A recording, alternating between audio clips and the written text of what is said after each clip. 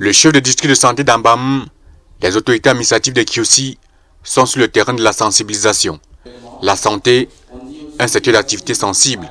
L'arrondissement de Kiossi compte près de 10 formations sanitaires, mais seules 2 répondent aux normes. Les promoteurs des structures de santé sont sensibilisés sur la nécessité de s'arrimer. Une dernière sommation du chef de district de santé d'Ambam. Et nous allons donc fermer pour certaines parce que l'on est déjà passé à la sensibilisation et d'autres les amener à encore être plus performants.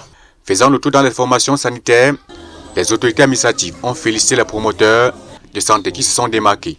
Consolidation du partenariat public-privé en matière de santé publique à Kiossi.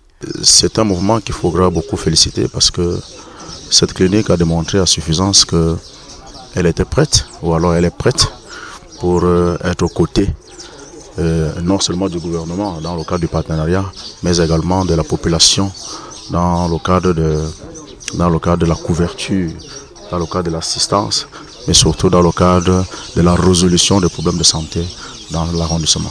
Au-delà du plateau technique, les ressources humaines ne sont pas à négliger.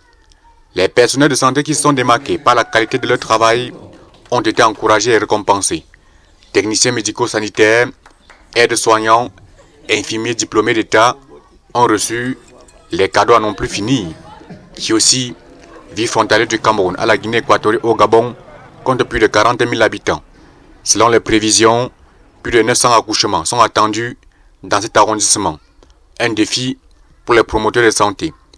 Yola Cameroun peut se vanter de refléter la vitrine du Cameroun.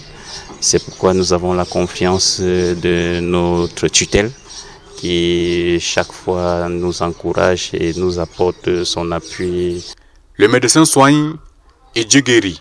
Des prières pour implorer le Tout-Puissant. Sur le pupitre, ils sont pasteurs, prêtres et imams.